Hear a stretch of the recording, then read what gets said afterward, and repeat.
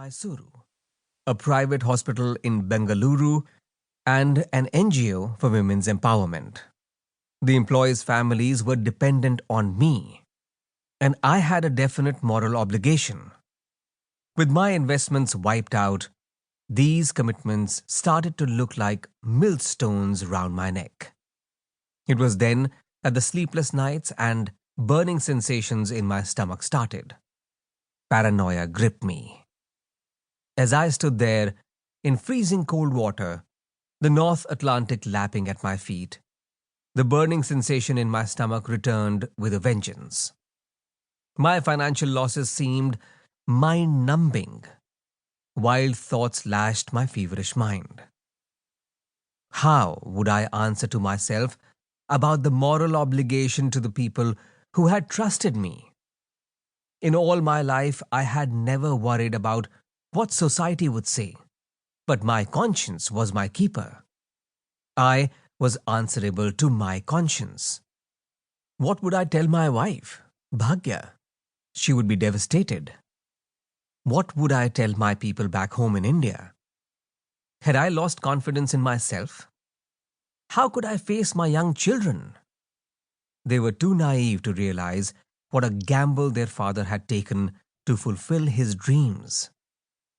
The reality finally hit me. There was no way back. I looked ahead at the North Atlantic as it mocked me. I stared right back. I'm coming. I started wading forward, unmindful of who or what I was leaving behind. I would not return. I would keep walking into the ocean until it consumed me, until it erased my existence from the face of this world. As I plowed into the inky black waters, fighting to keep my balance, a strange thing happened.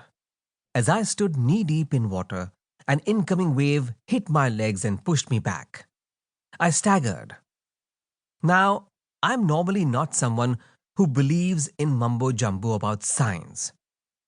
But that push by a harmless wave somehow halted my train of self-destructive thoughts. A singularly assertive thought hit me like a freight train. I am a fighter. I love challenges. I looked down at myself. I was half drenched, defeated, all at sea, but here I was, alive. I had lost money, tons of it, but I still had myself. I had my family. I looked up and stared at the ocean again. Today's not your day. I turned back.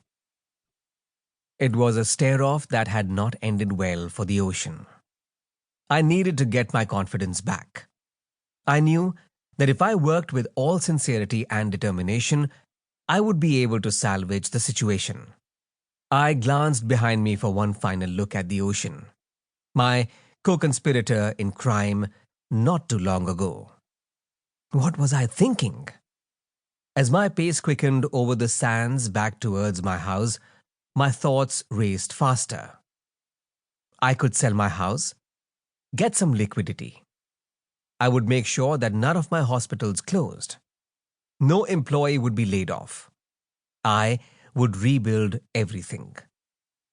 And then, suddenly, it struck me. My stockbrokers from the investment bank. I could sue them.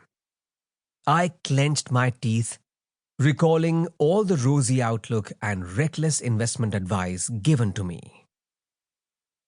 The shrill ring continued. I stirred in my bed. It was the bedside telephone.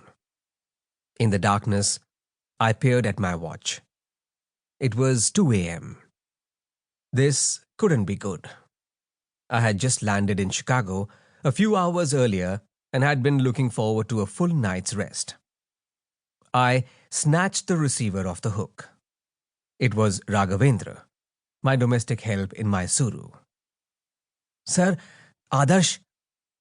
I bolted upright in bed, a sickening knot forming somewhere deep in my gut. What happened to Adarsh? Sir, he fell down.